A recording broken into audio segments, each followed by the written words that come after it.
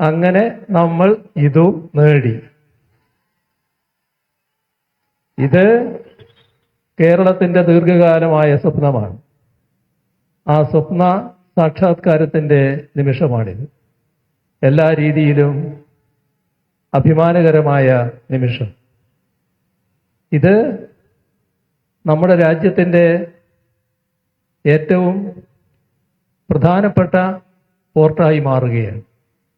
അതുകൊണ്ട് തന്നെ രാജ്യത്ത് ഏറ്റവും പ്രധാനപ്പെട്ട പോർട്ട് എന്ന് പറയുമ്പോൾ ലോകത്തെ തന്നെ ശ്രദ്ധിക്കപ്പെടുന്ന പോർട്ടുകളിൽ ഒന്നായി ഇന്ത്യയുടെ ഈ പോർട്ട് മാറുകയാണ്.